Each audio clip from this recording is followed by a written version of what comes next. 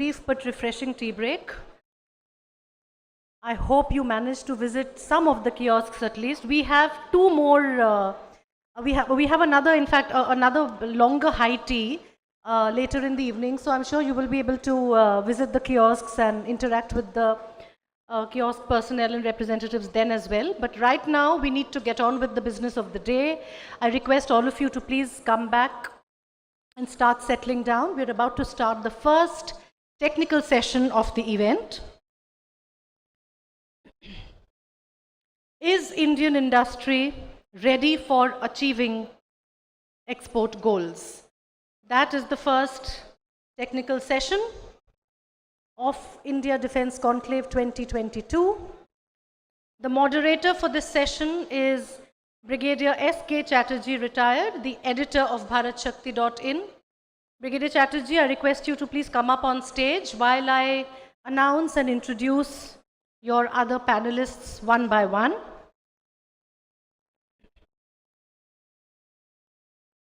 From Brahmos Aerospace, Group Captain M.K. Srivastava, retired. Group Captain Srivastava is a graduate in mechanical engineering who was commissioned in the Indian Air Force in 1987. He has worked on various platforms, MiG-29, Sukhoi 30, MKI, and approximately 30 years. He has a vast understanding of various fighter planes available within the Air Force.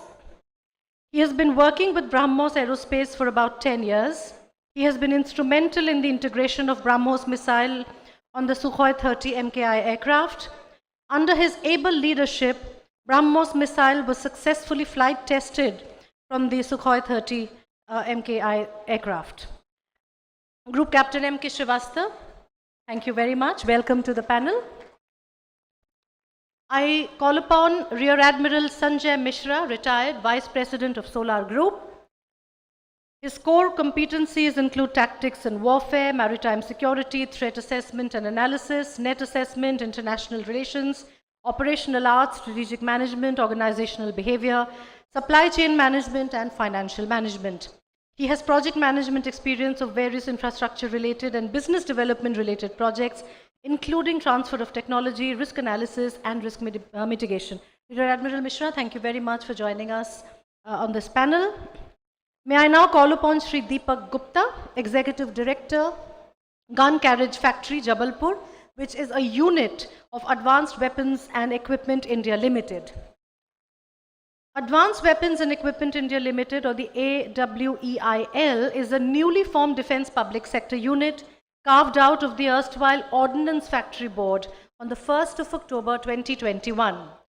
Shri Gupta joined the erstwhile Ordnance Factory Board in 1989 and has since then served in various capacities in weapon production and development. He is a known small arms expert and has also completed gun system design course from Cranfield University, United Kingdom.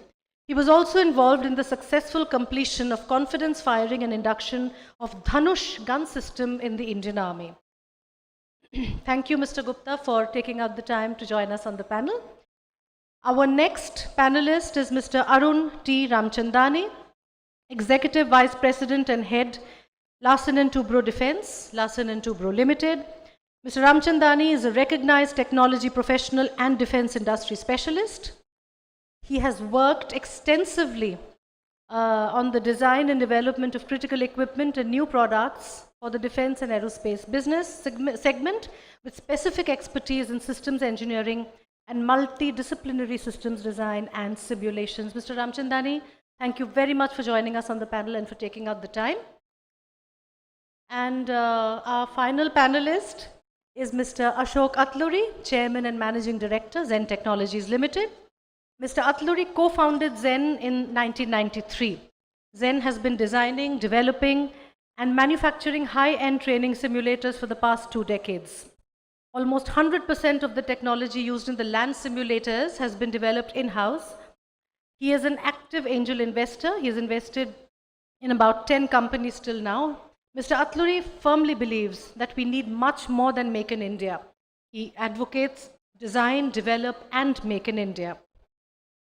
Before I hand over the session to the moderator, I would like to just quickly announce that Sanjay, Jaju, the Additional Secretary, Department of Defense Production, Ministry of Defense, is going to join us live from Paris. Of course, to introduce him quickly, he is an IAS officer who has worked in diverse areas earlier, like urban infrastructure, civil supplies, and education.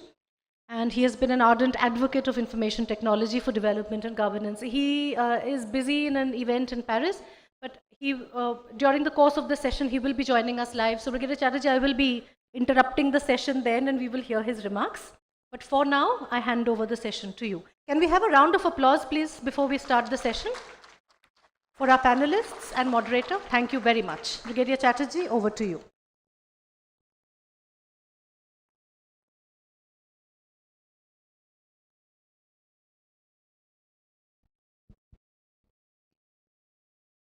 Good afternoon, ladies and gentlemen. Welcome you all to the first technical session. And we're going to be primarily talking about exports, as Nilanjana has just explained to all of you.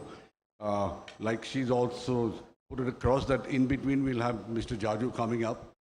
He was actually supposed to give the opening remarks, but then we will fit him in as and when he comes up. He's out there in Paris, like you know. First and foremost, welcome to all my panelists, and a lot of them are known faces, and some of them not so familiar as yet. But it's nice to have you, and having heard all that was talked about the CVs of these gentlemen over here, I look like a 0-watt bulb, you know, totally in the shadows. But then I'll try and steer them because they need somebody like me to, when they have so much of talent, somebody like me to steer them, an average guy. So that's that.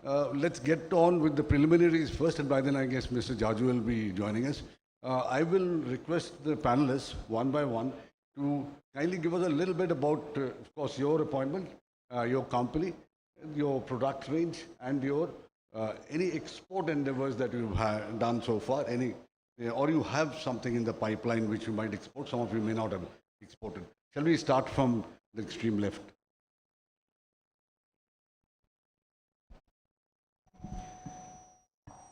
Thank you very much. I am Deepak Gupta, Executive Director in Gun Carriage Factory, Jabalpur. It is a factory is belong to AWEIL, and our main product range is weapon platform. Right from small arms, we manufacture in small arms many products like revolvers, pistols, rifles, assault rifles, then sporting rifles, then carbines, our medium machine guns, and also under barrel grenade launcher and the multi grenade launcher. Similarly, we are making mortars, 51 mm mortar, 81 mm mortar, and 120 mm mortar. Then medium caliber weapons platform, we are making 12.7 SRCG, then AK-630 weapons, which belongs to basically it is going under TOT to Indian Navy. Then large caliber weapon platform, we are making 40 mm air defense gun, then 105 LFG light field gun, and Dhanush gun, that is the 155 into 45 caliber. Apart from that, we are also started making some of the 155 into 52 caliber tote gun, and also 155 into 52 caliber mounted gun system. Apart from all this product range, we are supplying tank gun articles. Basically, it is T72 and T90 to my sister in a public sector, which is making the tank. So these are the product range at our AWEIL headquarters, you can say. Apart from that, we are looking forward for the export also. And because this particular defense public sector unit started working from 1st October only last year. So we have got a lot of challenges for the export also. And this year we are planning to come up to closer to around 100 crore of the export. And subsequent years, I am thinking that around in 25-26, we should touch around 800 crore. This is our planning, and I think with the industry, private industry, corporation, I think we can able to achieve this target. Thank you very much.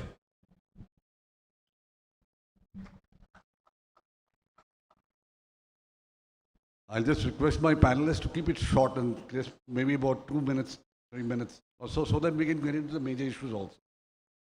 Okay, good afternoon, everybody. I am Arun Ramchandani from L&T Defense. I would say our company is one of those original Atmanirbhar companies in the sense that we've built a lot of our equipment out of our own R&D. We have different segments of operation. Our first segment is in guns and armored systems. So we have solutions for the artillery, whether they are mobile artillery rocket systems or gun systems, field guns, air defense guns. So we have a range of solutions there. We have products in the armored platform range. So from light armored platforms to the heavy armored platforms, tracked vehicles. We have built India's largest base of self-propelled artillery guns. Besides that, we have a whole range of weapon and equipment, which makes us a very unique company in the sense that we are in a position to offer customized solutions, be they in weapon launch systems, in sensors and radar platforms, in mobility equipment and engineering equipment like mobile bridges, etc. We have a lot of focus on defense electronics, fire control systems, and such related sensor suites, naval weapon systems and upgrades. Besides that, we do large platforms for the Navy, so ships, offshore patrol vessels, fast patrol vessels, interceptor boats, all of that, underwater platforms. This, in a nutshell, is our spectrum of offerings. We've been quite active in the market outside India, and in a large sense, we've provided customized solutions and upgrades to a lot of countries that have legacy equipment and are looking to convert legacy equipment into contemporary equipment. We have the ability to integrate diverse legacy equipment into an integrated weapon solution. Thank you. Hi, I'm from Zen Technologies. Zen Technologies in two core businesses. One is we make training simulators and systems for defense forces, mainly land forces. And we have a record. None of the countries that we have supplied our simulators to ever lost a war. I mean, not many have fought, but none of them have lost a war.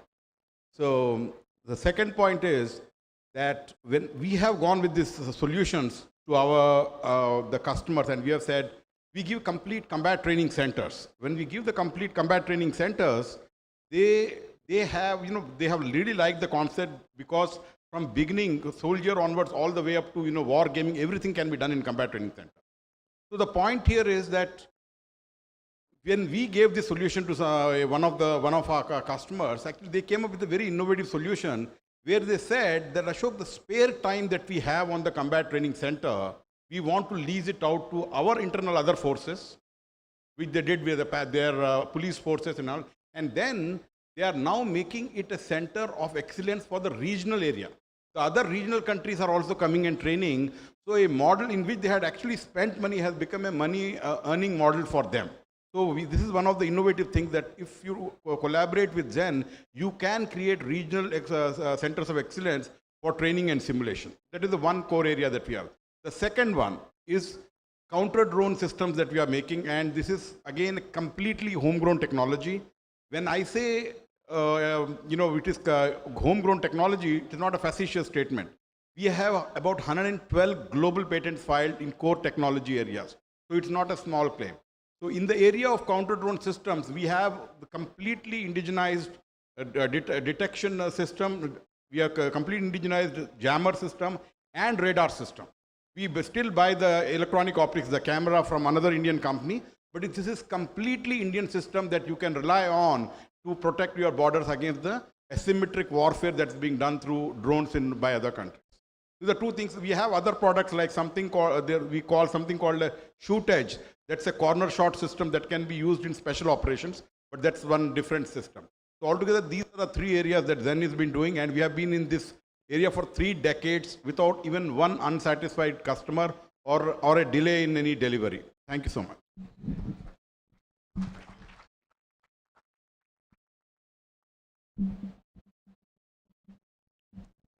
Good afternoon. I'm Admiral Misra, representing Solar Industries.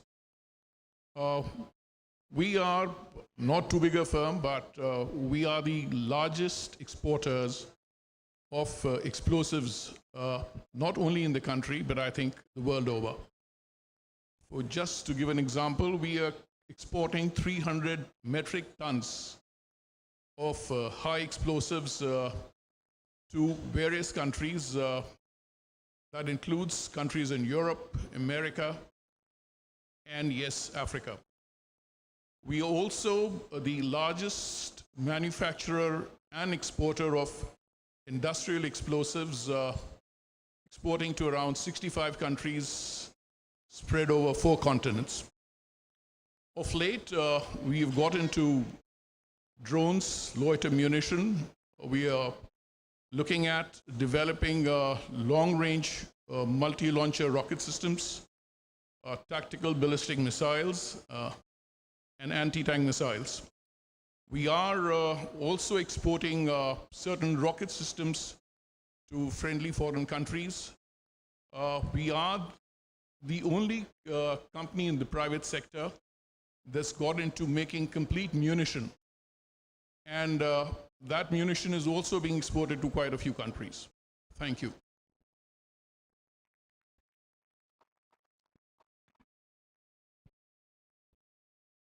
I'm representing Brahmos Aerospace. The company got the wings in 1998 after the signing of intergovernmental agreement with the government of Russia. In the last 15 to 17 years, we have been supplying missiles to all the 3 services in India, and recently we have backed the order to supply missiles to government of Philippines. This was one of the biggest order in the recent history in India, and we are proud that for the first time a strategic weapon of this class is being exported. We basically started in 98 with the anti-ship missile, and over the years we have adapted the missile for various platforms, starting from submarine to autonomous launcher, ground-based autonomous launchers, and integrating it on Sukhoi 30 aircraft. We are open with the services to improve our system to meet their requirement, operational requirement, and to meet their maintenance requirement. We provide the complete solution for the equipment we are supplying to our customers. We are also in the process to develop a smaller version of the missile which can be fitted onto the smaller aircraft like LCA or Jaguar, and also we are looking to have this missile on a smaller boats and ships of Indian Navy. With the order of Philippines, we are now started the process to develop the equipment for them, getting the equipment for them. We are hopeful that such similar orders we will keep getting in future from other countries too. Thank you. Right, let me go on to the next issue. And the next issue that I have in mind is the fact that today our defense attaches abroad. They have also been tasked to look for opportunities that can be exploited for exports. How's that system running?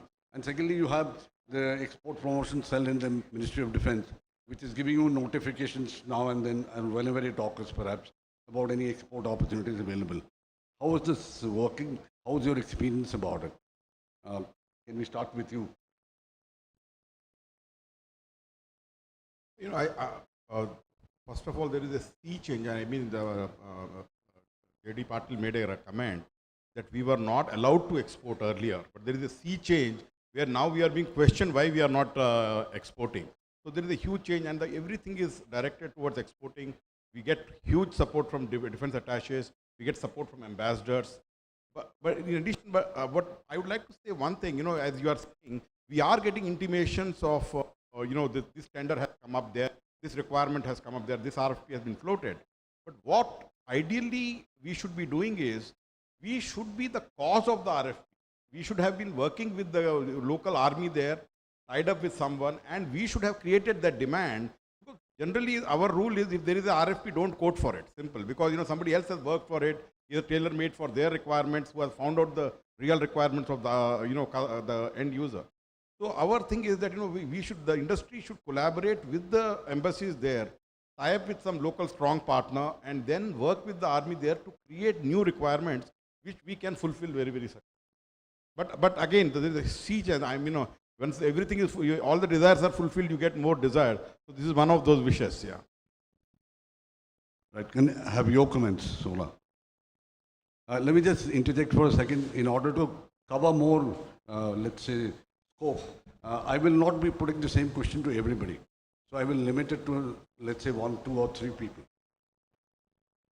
The way I look at it is, this system is just about started, and it is paying handsome dividends.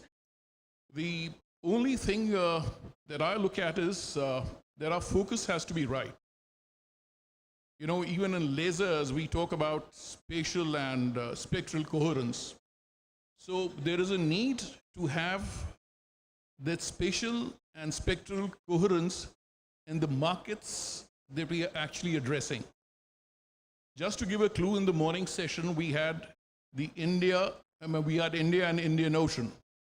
Now, can we actually look at the Indian Ocean rim? That's countries where they aren't really looking at something which is exotic, but something which kind of meets their needs. And the only thing that most of these countries actually ask is that whether the Indian Armed Forces are using that product. That's a common refrain. I mean, if you tell them that, well, the Army is using it, or the Air Force is using it, or the Navy is using it, it sails smoothly. Now that brings in another dimension which I really don't know whether I can address at this point in time, but that is what we'll actually have to look at. For example, I was just cleaning through these brochures and I realized that Israel in 2019 had 46 loiter munition stroke drones being made by 7 entities. And all of them kind of had some sort of a stamp of the Israeli armed forces. Now here are we, in the last 6 months, we offered 15 suo motu proposals under Make 2. And hardly any one of them have come through. They have, I won't say none of them have come through, but we expected a much better response. And when you look at it, in silos, yes, people say, well, that's required. We need it. But then, in an institutionalized manner, are we addressing this particular issue? I think that's of importance.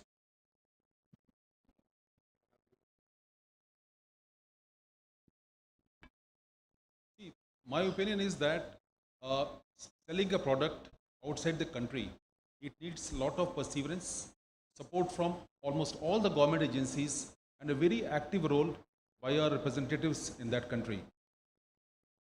It also needs a lot of research to understand the need of that country, whether the weapon system which I am trying to propagate, is it required by that country or not. As a matter of fact, in Brahmos, over the last 10 years, we have done a study of almost all the countries, trying to understand their adversaries, trying to understand their requirement, and whether our weapon system fits in their requirement or not. And that is how we have gone about it. Then we have started the marketing with that country, and definitely the involvement of the DAs and the ambassador has helped us a lot. Without their involvement, it would have never been successful. There's no doubt about it. But then my bottom line is that the perseverance, and it takes a lot of time to convince a country to buy your weapon system. It also adds value when you say that your own country is using the same weapon system and they have already inducted it. It gives them the confidence. There's no doubt about that. Let me take a cue from whatever you've just heard and get on to the next question, that our own armed forces really using the equipment makes a lot of difference in terms of your marketing abroad. Can I have your comments on this? So for sure, it does make a lot of difference. I would say it is almost an imperative that you should have inducted the equipment into our own armed forces before taking it outside. What the government is doing today is that if you participated in a user evaluation trial, and if you've cleared the user evaluation trial, then they are giving you certificates of acceptance, which probably also is a kind of acceptance from the Indian government that the equipment meets the requirement. So it's very important that we have a base here in India, because without that it would be impossible to inspire confidence in the foreign country into buying the equipment. Can we have your comment?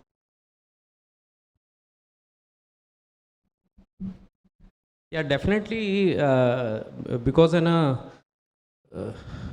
if any item, any product we are manufacturing and has been taken over by our user, maybe army or paramilitary forces, definitely if we go for export, then that certification benefits us. And definitely it will be a very fast process for export. However, there are certain cases where we have exported like barrel for our Dhanush gun to BAE without any use at the moment. Recently, our Dhanush gun has inducted, but the barrel we have sent to BAE. So certain difference will be there. But however, as a platform, definitely acceptability by user will benefit us. Definitely. Thank you. Sir, I'm going to have to interrupt this session because we have Mr. Sanjay Jaju online. He's supposed to make his remarks and he's joining us live from Paris. I think he has, we have managed to establish connection. Good afternoon. Good afternoon, everybody. Good afternoon, sir. If you can hear us, could you please... Yeah, I can hear you. Can you guys hear me and see me? Yes. Thank you very much for joining this session, Mr. Jaju. Is Indian industry ready for achieving export goals? We are waiting to hear your remarks, sir. Thank you very much. At the outset, let me congratulate Bharat, Shakti, Nitin, and the entire team for inviting me to this conclave. I've always been part of this conclave for the last 4 years, so I told Nitin that even if I'm not in town, I would love to see all of you and talk to my friends in the industry. And I'm very happy that I'm getting this opportunity. I can also see a lot of familiar faces in the panel, and my regards to all of you. Friends, all of you would agree that this is one of the most transformative phases of our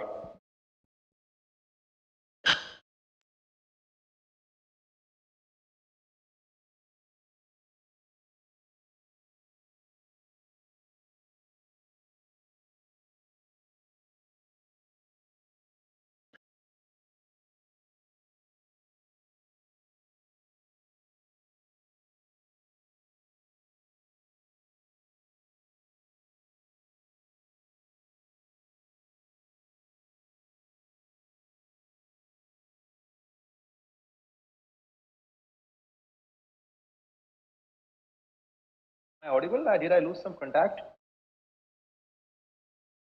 Hello? Hello? I can hear you. Can you hear me? This Chatterji. Yeah. Can you hear me? Yeah, I can hear you. Please go ahead. Oh, I think am I visible, because it's giving me only audio only mode.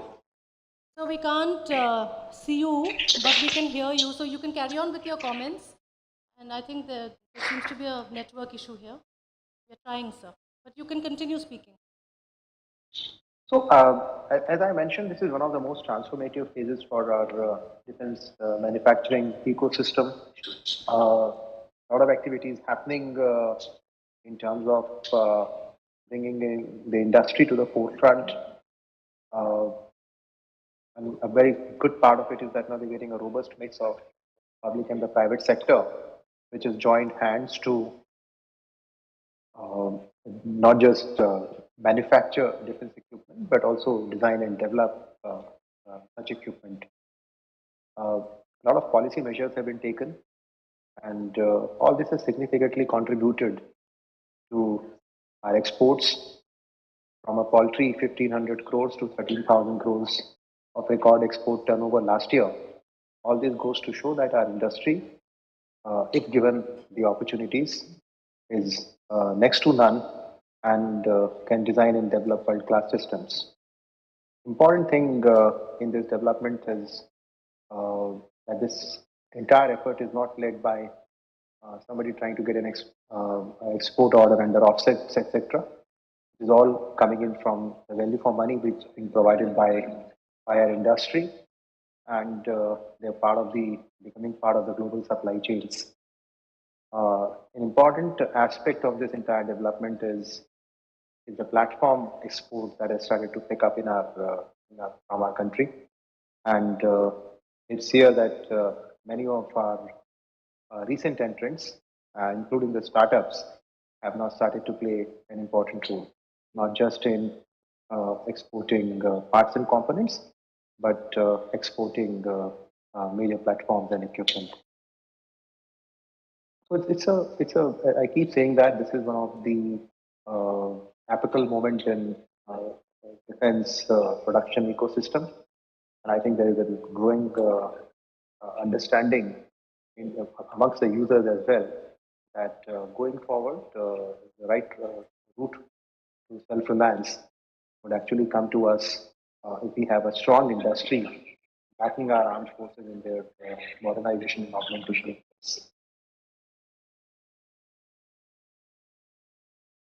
Do you have any further questions?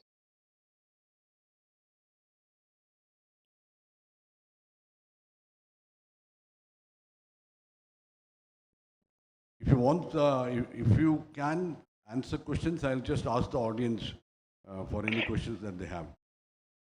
Right? Any questions, gentlemen? Any questions that you want to ask the Additional Secretary?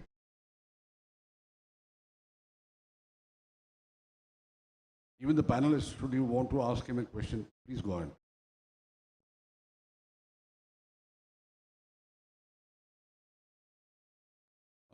Thank you, Mr. Jaju. I think it would have been very good if you were live with us over here. Unfortunately, we missed you this time. Look forward to you joining us again next time. Yeah, so my greetings to all of you, and I hope to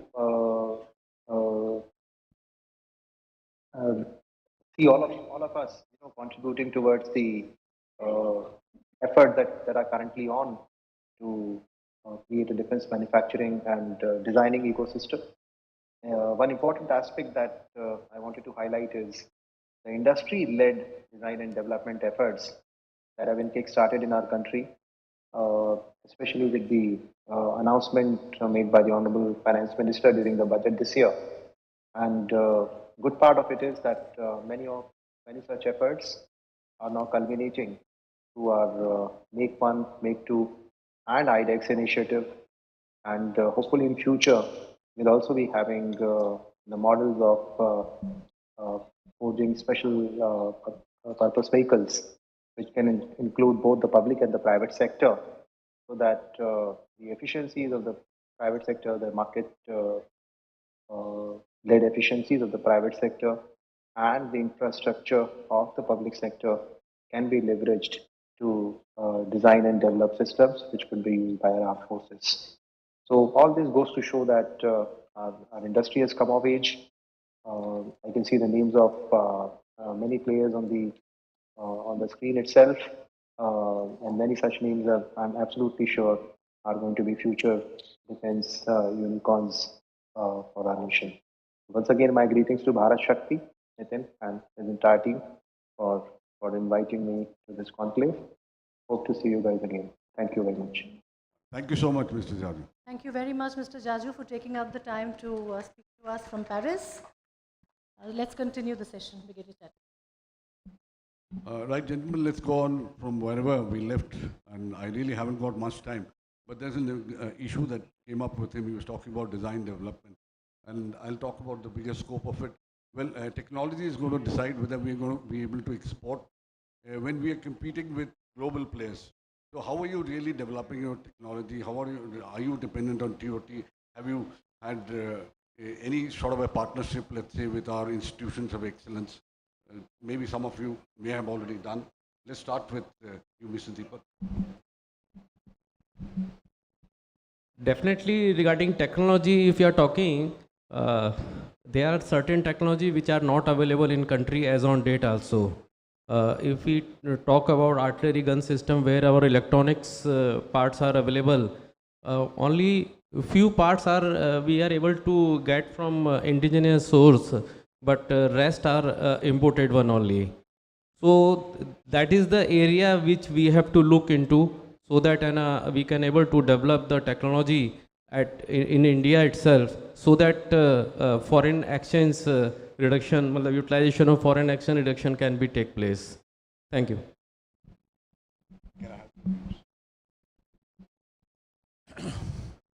Am I audible? Yeah. I have a slightly different take on this. To my mind, we with L&T here, Bharat Forge sitting here, us here, Zen Technologies here, I really don't think technology is much of an issue. We keep talking about cutting edge technologies, but I would actually want to coin it a bit differently and say what we need to identify is cutting edge business strategies rather than just cutting edge technologies. Because if export is the target, I won't be, like I said, that as Solar we're exporting explosives to so many countries in the world. But basically what I'm doing is I'm exporting wheat flour. If I could give a simile, I would much prefer to export bread or croissants rather than just wheat flour. And that really doesn't require much of technology. We kind of have enough to package a product and be able to sell it in the right sectors. Right, Zen Technologies can be have. So, the products that we have are absolutely world cutting edge and leading products. In the field of simulators, we have competed in India against the best of the best. We have won. This Atmanirbharta have come recently, but we have been in this field for last 3 decades. So we have actually had no advantage while competing with foreign companies at one point in time in India. And now we are going abroad and competing. So the products that we have are completely indigenously developed, all IP owned by Zen Technologies. And we don't want to sell anything that is not world class. That's as a company and as a country, we don't want to give them something that is not world's best. And also, when we look at, I think a lot of companies now are doing, we don't play a finite game where we develop a hit and run strategy. We commit on for a very long term that we are going to be in this field forever, for the next few decades. And we start developing. And whether one order comes or not, it really doesn't impact us. So we keep playing the infinite game where, we keep developing, reinvesting the resources. And, today, we may be number 2 or number 3 in counter-drone systems, but eventually we know we will become number 1 in counter-drone and other technologies that we are pursuing. I think this infinite game mentality is there with L&T and Solar, absolutely the inspiring example for most of us. So, Lokesh machines, they are getting into now weapons. So these guys are really, really in for the long haul. So I think this long haul game will actually take level and see that our friendly countries get the best of the equipment in the world. If I may just Arun, if we want to address the world market, it can't be done with technology borrowed from outside. So I think the first thing, if you want to be a world player, you must have self-belief.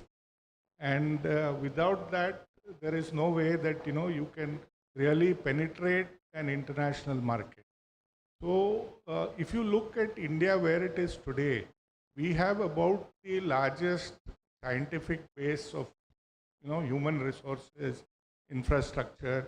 We have a large technical base. We have an industrial base. And I think it is a question of putting all this together. Today we are creating an innovation base through our startups, etc. And if we can just put all these things together and I think stitch it with self-belief, then we will be able to reach out to and penetrate the international market. And like Ashok said, we have to think long term and we have to move out with our products. And I'm sure that they will make the difference if the Indian Armed Forces can buy these products. And everybody knows that clearing an Indian trial is about as hard as it gets. I don't see any reason why we can't make a place for ourselves in the world.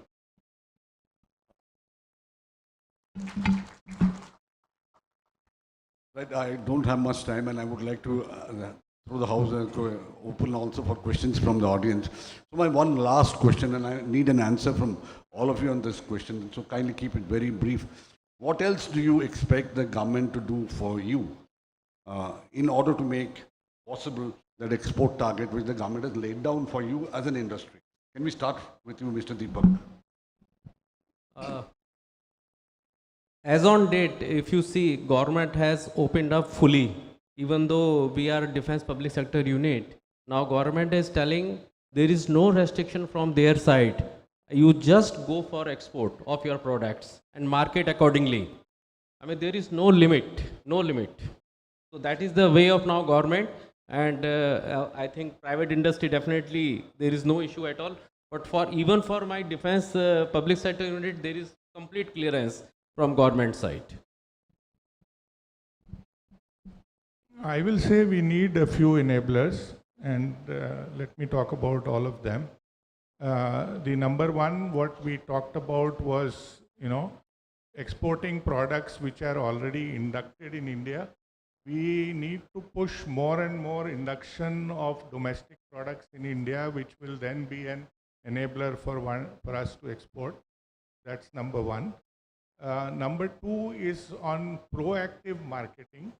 So, we have been reactive and there is some requirement popping out of somewhere and then we rush there. We need to have a system that is more proactive, engaging with foreign nations and, using our DA and external affairs network to really build this. And I think lastly and most importantly, industries are unable to withstand the vagaries of geopolitics and the risk involved in defense export. So there has to be some underlying supporting umbrella. And I would say that most countries have evolved a G2G mechanism. When the US exports, they have a strong FMS mechanism which enables the country to act on behalf of its industry.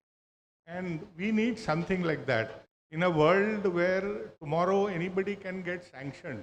I am a commercial business house, and if certain geopolitics changes and I am exporting to a country, my whole business could get sanctioned. And I need protection against that. So maybe a kind of a Maitri scheme, if the government of India could build with our target export nations, that would provide a great umbrella to the Indian industry. And of course, lastly is on the line of credit. End of the day, there are many countries that are looking for attractive lines of credit. And if we can do that expeditiously and offer attractive lines of credit, it would help to boost our export. I think Arun has really covered the most important point. But what I suggest is that we should have a single place, where we can demonstrate all our capabilities. Government of India can allocate some land, some building and all that. Where, so for me, whenever any customers come to Hyderabad, any, defense delegation comes to Hyderabad, they have this aha moment. First of all, they think India could never have developed such an experience center. They are blown away completely. So can we, all of us have some products here.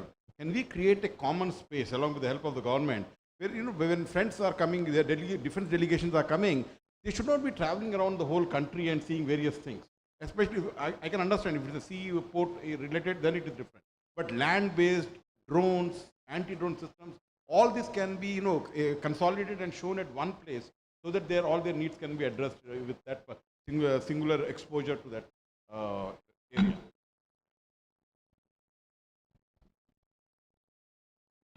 Well, I think what Mr. Ramchandani said, he's kind of covered most of it. I just have a couple of points. Yes, proactive is good, but I would want us to be interactive in the sense that we should be able to shape the environment and get demands.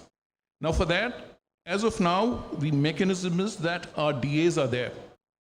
But almost all of these DAs have kind of not been trained to do what we have tasked them to do. They aren't aware as to what the industrial capabilities are that are lying with the industry, and therefore they are not able to scout and look for opportunities that could come our way. I've been looking at this site. Most of the times you're asking for a 5.56 bullet, all those teeny weeny things, but not what we are capable of and what we can actually give them. So to my mind, there's one thing that we must do.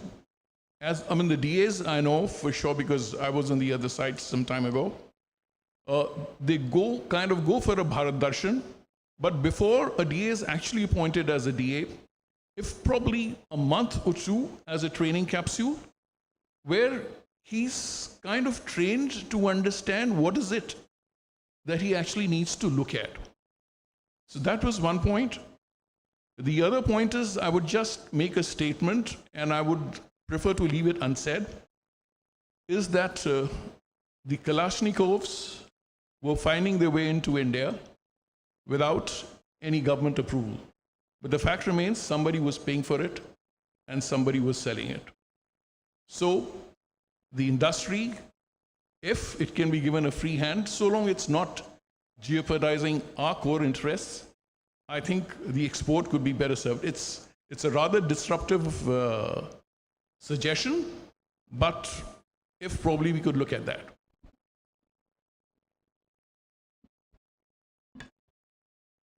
Though there has been a major change in the outlook from the government side, but I would still expect, and I feel that still we have to go a long way, that the mindset from the bottom to the top has to consider the Indian industries as the partners and not otherwise. That would help the industries to promote export to a large extent. And this includes, when I say all the quality agencies, all the certification agencies, they have to consider our industries as their partners. That is the most important thing which I feel. Thanks. Right, gentlemen, the house is open. Ladies and gentlemen, rather, the house is open, and you're most welcome to, pose any questions that you have.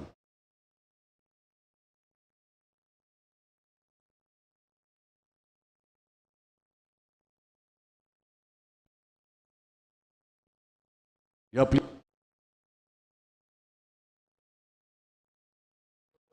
And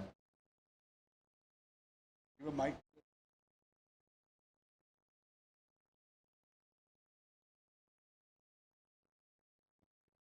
Thank you very much. Colonel Project from Poland. I have a question regarding this re-export you mentioned. So I haven't heard anything about licensing issues during re-export of this product. What I've seen here, there are many amazing products made during this Make in India program, which is of course great, but some of them have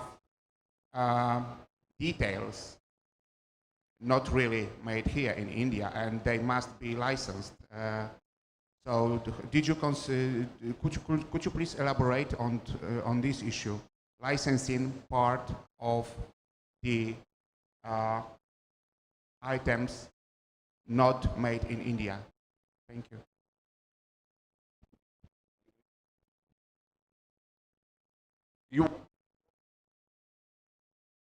You want a clarification on certain products that you have seen over here, whether they are licensed for export or not. I don't think the system quite works like that. I mean, you have a product, you go to the government, ask for a license, if it's in a particular list, and then only do you get your license. It is not an automatic this thing. What was being talked about, proposed by the Admiral, that was like he said himself, that it's a disruption, that the company goes by itself and sells a product. I don't think we sell it like that. We normally have to have a government approval for any product which is an arms ammunition or that kind of an equipment. If any of you panelists really want to clarify a little more, most welcome. So I suspect he is asking that if there is a third country product or component into our product or system, then how do we look at licensing that subsystem and then selling it to a third country? So, the regulatory systems in India are very strong, and no company would export something or re-export something for which it has licensed out technology. If the license agreement permits you to re-export to certain countries, and of course the host country from where that technology came, you would probably need end-use clearances. So with all of that, we would go ahead and do it. Our licensing mechanisms are robust. The government is encouraging and enabling the domestic industry to export, but it would be important for any industry that has licensed any technology to get the necessary clearances from the licensor for re-exporting that. I hope that satisfies you. Right. If there be any other questions, kindly. Yeah. Please, let's have a question first. Can you just pass the mic this side? Mic.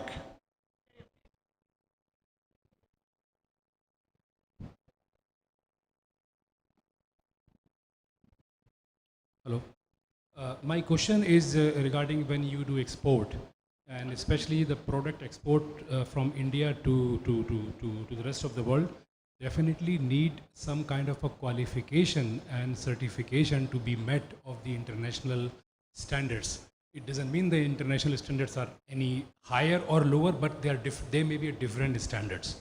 So are there some mechanism or the policy in place to cater to this kind of to match to those international standards? Because that would be, in my opinion, is the biggest hindrance for the exports. I think, most of us that we are trying to export have already been sold to the Indian Army. And I think the rest, if Indian Army standards are here, and if you have gone through the trials and you are still alive, you know that the standards are here. They're way ahead of the rest of the country, the rest of the world. And if you want to export, you are way ahead of the standard. I think that is never a situation in which Indian products would fail anywhere once they are exported abroad. So having said that, we comply with standards like AS 9100. All our facilities are made to such kind of standards. A lot of the mill standards, we have equivalent JSS standards in India, and we are compliant to that. If any country requires some specific certification, we could certainly obtain those certifications. But like Ashok said, most of our Indian applicable military standards are very much either derived from standards like the mill standards and so on. And I would say that we are there, but we could adapt to any specific country requirement. Right, somebody had, Jal Chakravarti. Thank you very much, Brigadier Chatterji. I think I practically worked with most of you. You all may not be able to recognize me because it's 12 years. And having actually dealt with exports, not today, 12 years ago, I think the answer lies firstly with the Indian Army, the Indian Navy and the Indian Air Force. Please, if the private sector contacts them, I'm afraid the government cannot give you anything but, just support. They will give you all answers. You may feel that they have the highest standards. I do agree. I've dealt with all of you and possibly accepted this thing. Unless you accept the Indian Army, the Indian Navy and the Indian Air Force, they will give you the intelligence which all these DAs sitting here may not open up. They will give you the way ahead. They will guide you. I can tell you, you all know them. But you all are looking at technology. All these are big, big issues. I was in Vietnam and we exported from day one. We got even the Indian Navy to get the spares. We got the Air Force with the MiG-21s. And here, Namola is sitting over here. Brahmos, we were involved right from day one. What is it? Unless you get the services involved, you will be nowhere.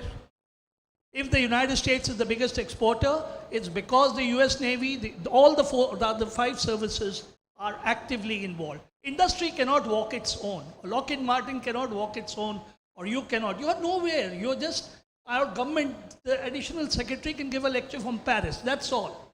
The person who can really affect are these. Please respect these organizations, approach them, and they will give you the answers, but they won't come and speak like this. This is my advice to you. If you feel contrary, Mr. Ramchandani can take me on, who has met me in service. Thank you, sir. No, I think we're running out of time, so I would restrain him from taking you on. Otherwise, I would have said, carry on, put on your gloves. But one last question we will take, just in case you have one. Yeah, yes, gentleman here. We can hear you. Yes, sir. Yes, sir. I wanted to emphasize on the point that was mentioned by my colleague. Mentioned the most important thing. Okay, thank you very much. Little louder. Yes, the most important thing is quality assurance. Even if when I'm back home or I want to advise my organization to buy something from a product from India, one thing that they will ask is the quality assurance. I think that it's very important that the quality assurance body should be part of this the panel, so that they can assure us that whatever is made in India under this made in India is quality. That is where we can also encourage or talk to our organization back home that when we do market survey, please also look at India. India have got quality products that we can make use of it. Thank you very much. Thank you so much. I think we'll leave it at that. But let's be assured that any product which is going abroad and which is actually being marketed abroad and is there with whether it's with the Navy, whether it's with the Army or the Air Force, is absolutely quality assured, because we've just been through this discussion where the facts have come out how difficult it is to get this product into the services in this country. So by and large, I guess you will get quality assurance. And we also understand there's no easier way, there's no better way of going ahead with exports, increasing them until this quality is assured. Thank you. Right. With that, I think I'll bring the session to an end, and I thank the panelists. Thank you so much. I almost felt like a 0-watt bulb, like I told you, very brilliant people around you, this is what happens. Over to Nilanjana. Thank you very much, Brigadier Chatterji and panelists, for that session. And it's been 7 years of the conclave, and this is the first time that the defense attaches actively took part in the interaction. Very, very happy. Can we have a round of applause, please? Our special guests, the defense attaches. We used to call it the defense attaches conclave, and to see them actively asking questions was an amazing sight. I'm very emotional. Okay. May I please request Mr. R. Sundaram, the Managing Director and CEO of Aerospace Engineers Private Limited, to please present mementos to our panelists.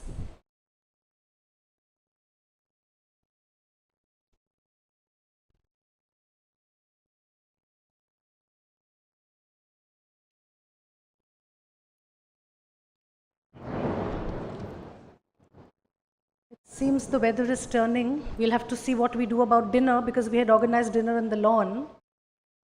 I'll take care of it. A memento to Sri Deepak Gupta, Executive Director, Gun Carriage Factory, Jabalpur. Mr. Arun Ramchandani, Executive Vice President and Head, IL&T Defence, Larsen & Toubro. Mr. Ashok Atluri, Chairman and Managing Director, Zen Technologies Limited.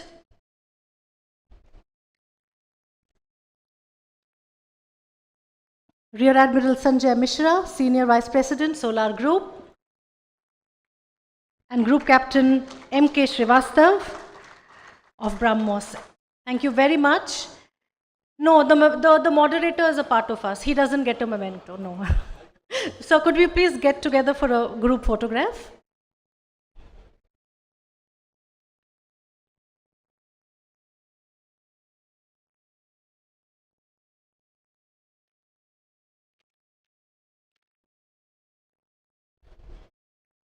Thank you very, very much, gentlemen. Thank you very much. Can you have a round of applause?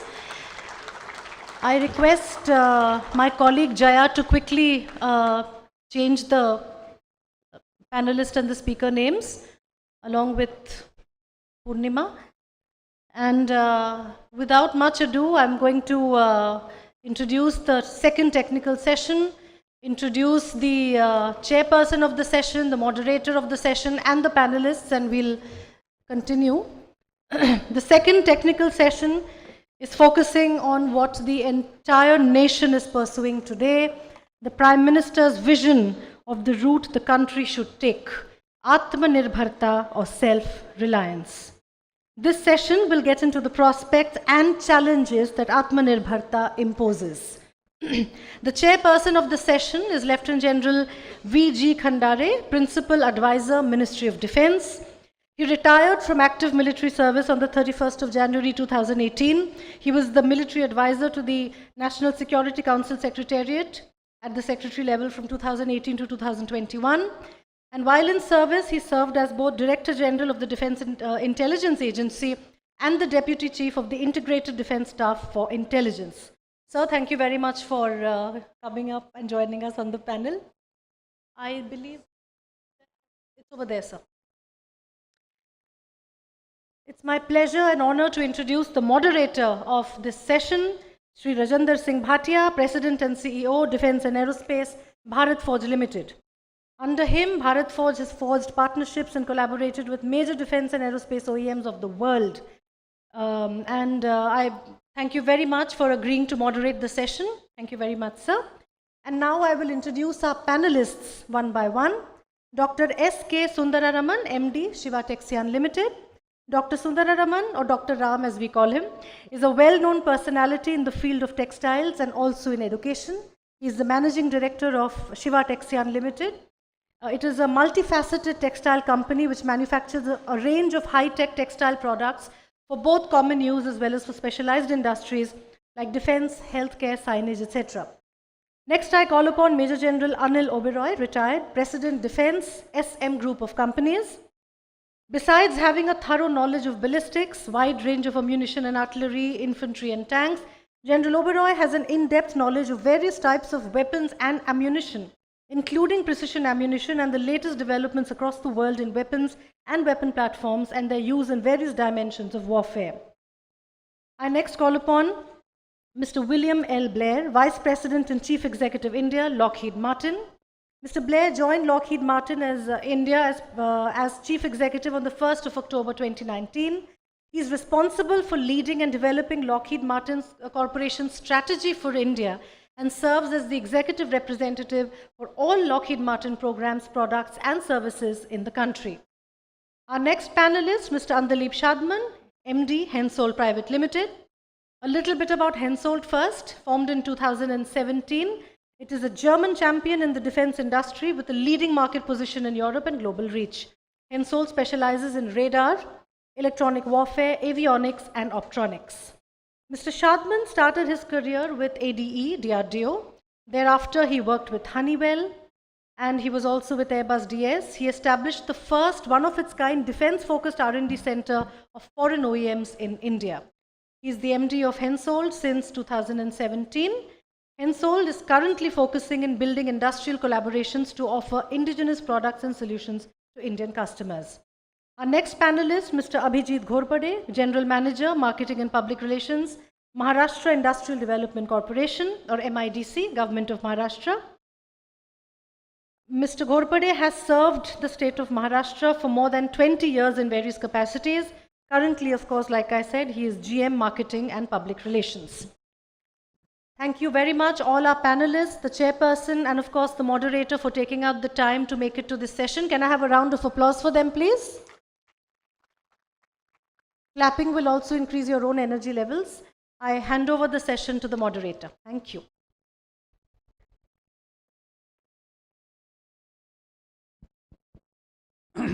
Thank you, Nilanjana.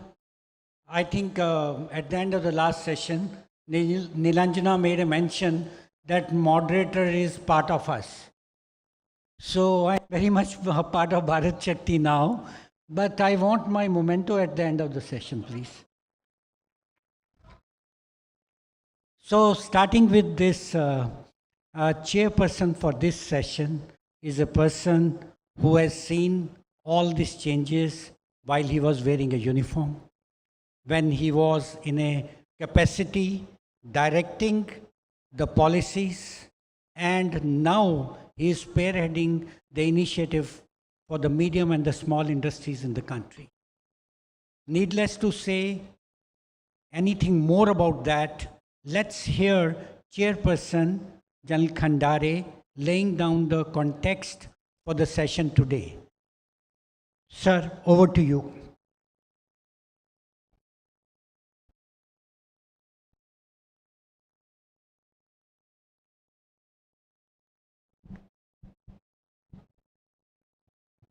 A very good evening to all of you. It gives me a lot of pleasure to see a lot of foreign friends and the industry captains here. Like Nilanjana had said, 7 years down the line and a lot of progress has been made. In the first session or the previous session, there were a few questions which were asked, and those are connected to the present session also. We are talking of the challenges and prospects for Atmanirbhar Bharat. And very quickly, without wasting time, I want to bring out a few points. From the previous session, Rear Admiral Misra had said about training of the defense attaches. I want to assure you, sir, plenty has been done, much more needs to be done. What General Chakravarti is here, he's been my instructor, and he's been one of the dynamic DAs, and we find such people, they are totally committed to the nation. So while formal training will be done, but in addition, it is the individual commitment which makes a difference. The next point was Mr. Ramchandani had said about the line of credit. There's never been a problem for line of credit as long as it is identified whether a country will be able to absorb, will be able to repay, and between the MEA and MOD that is always done. Most of the time it is the realization of that which is a problem, which is essentially something between the two governments and the industrial partners. Now coming on to the present topic of challenges and prospects. This is a mission which is a national mission, and all of us individuals are committed to that. And when we say that